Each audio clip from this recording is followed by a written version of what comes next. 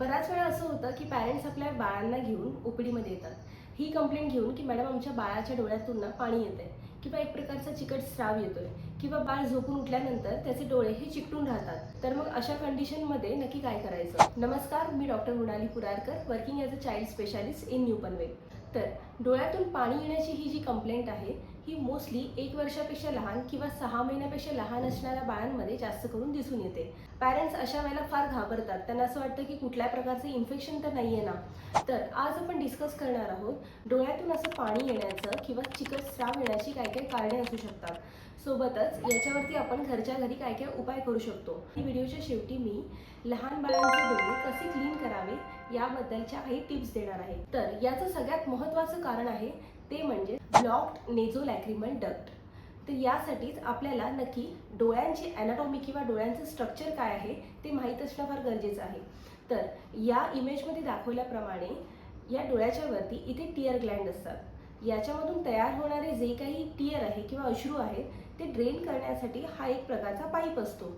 या pipe through जेव्हा tier हे ड्रेन होतात तेव्हा ते डोळ्यापासून एक जो डक्ट आहे, हा जो पाईप आहे त्याच्या थ्रू ते खाली ड्रेन होत असतात.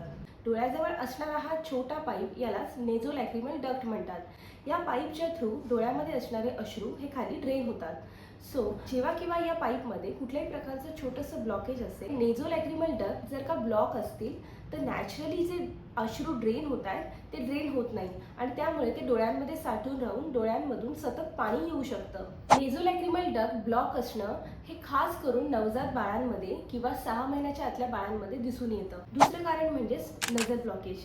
लहान बाळांमध्ये खास करून नजल ब्लॉकेज हे फार कॉमनली बघण्यात येतं, कारण की त्यांच्या नाकाची पोकळी ही फारच छोटी असते. अशा वेळेला कुठल्याही प्रकारचा आतमध्ये म्युकस असेल किंवा कुठल्याही प्रकारचं थोडं जरी काही अडथळा असेल तर अशा वेळेला त्या ठिकाणी नजल ब्लॉकेज होऊ शकतं आणि त्यावेळेला देखील डोळ्यांमधून सतत पाणी येणं ही लक्षणं दिसू शकतात. नजल ब्लॉकेजमुळेच डोळ्यांमधून अश्रू ड्रेन होण्यासाठी अडथळा येऊ शकतो आणि त्यामुळे देखील इथे डोळ्यांमधून सतत पाणी येऊ शकतं. तिसरं कारण म्हणजेच डोळ्यांमध्ये काजळ लावणे. आजकाल आपण बघतो की आर्टिफिशियली जे प्रिपेअर्ड केलेले काजळ असतात अशांमुळे देखील डोळ्यांमध्ये इरिटेशन किंवा डोळ्यांमधून सतत पाणी येत राहणे ही कंडिशन लहान बाळांमध्ये दिसू शकते. या केसेसमध्ये कधीकधी इन्फेक्शन देखील होऊ शकते. त्यामुळे डोळ्यामध्ये काजळ लावणं हे टाळलं पाहिजे.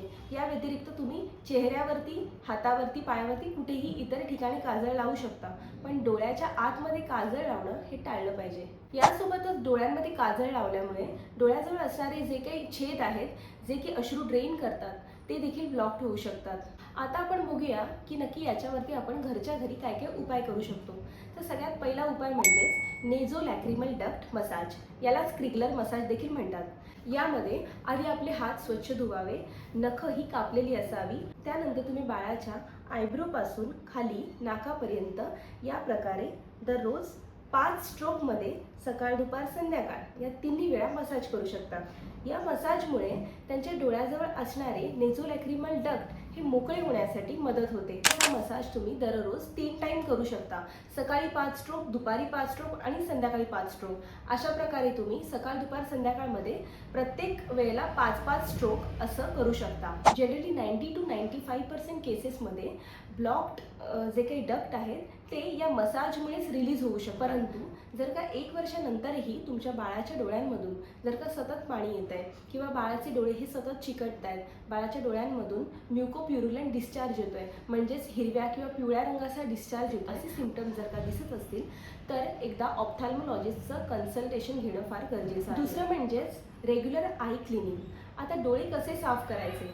तर दररोज तुम्ही बाळाच्या डोळ्यांना साफ करण्यासाठी एक कॉटन बॉल किंवा कॉटन गॉज घेऊ शकता, जे की तुम्हाला मेडिकलमध्ये सहजरित्या अवेलेबल होईल. या कॉटन बॉलला किंवा कॉटन गॉजला तुम्ही उकळून गार केलेल्या पाण्यामध्ये बुडवून त्यांना बाळाच्या डोळ्याच्या आतल्या बाजूने बाहेरच्या बाजूला पुसून काढू शकता. लक्षात ठेवा, बाळाच्या डोळ्याच्या आतल्या बाजूने बाहेरच्या दिशेला तुम्हाला पुसून काढायचं आहे.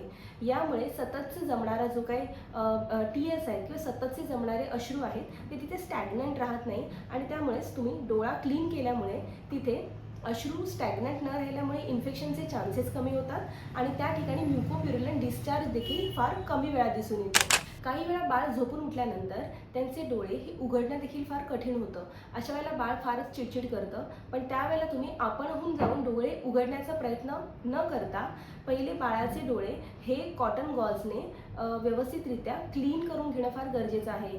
जेव्हा तुम्ही पाण्याने हे डोळे क्लीन करता त्यावेळेला ते लगेचच क्लीन होतात आणि बाळाला डोळे उघडणं देखील फार इझी होतं. तिसरं म्हणजेच नजल ब्लॉकेज. नजल ब्लॉकेज असताना बाळाच्या नाकामध्ये तुम्ही नॉर्मल सलाईन ड्रॉप्सचा वापर करू शकता. हे नॉर्मल सलाईन ड्रॉप्स अतिशय सेफ आहेत, कॉमनली यूज होतात. जेव्हा केव्हा तुम्हाला वाटत असेल की आपल्या बाळाचं नाक ब्लॉक होत आहे, अशा वेळेला तुम्ही सकाळ दुपार संध्याकाळ एक एक ड्रॉप्स त्यांच्या नाकामध्ये टाकून त्यांचे नाक देखील क्लीन करू शकता. पॉईंट 4 म्हणजेच बाळांच्या डोळ्यांमध्ये काजळ लावणं हे अवॉइड केलं पाहिजे. बऱ्याच वेळा काजळामुळे लेड पॉयझनिंग देखील होण्याची शक्यता असते. तर आता आपण बघूया की when to consult a doctor. डॉक्टरांचा सल्ला नक्की कधी घ्यावा. तर ज्या वेळेला बाळाच्या डोळ्यांमधून म्युकोप्युरुलंट डिस्चार्ज येत असेल, म्हणजेच येलोइश किंवा ग्रीनिश कलरचा डिस्चार्ज हा सततच येत असेल. दुसरा पॉईंट म्हणजेच बाळाच्या डोळ्यांमध्ये इरिटेशन होत असेल, बाळाचे डोळे हे लाल दिसत असतील, बाळ हे फार जास्त इरिटेबल असेल. चौथं म्हणजेच बाळाला डोळ्यांमध्ये इरिटेशनच्या सोबत म्युकोप्युरुलंट डिस्चार्ज सोबत जर का फीवर पण येत असेल. चौथं म्हणजेच बाळाचे डोळे हे फार सुजत असतील, तर अशा वेळेला डॉक्टरांचा सल्ला घेणं हे फार गरजेचं आहे. फायनली ही व्हिडिओ जर का तुम्हाला आवडली असेल तर नक्की सबस्क्राईब करा, लाईक करा आणि दुसऱ्या पॅरेंट्ससोबत ही व्हिडिओ शेअर करा, सो दॅट त्यांना देखील ही व्हिडिओ हेल्पफुल ठरेल.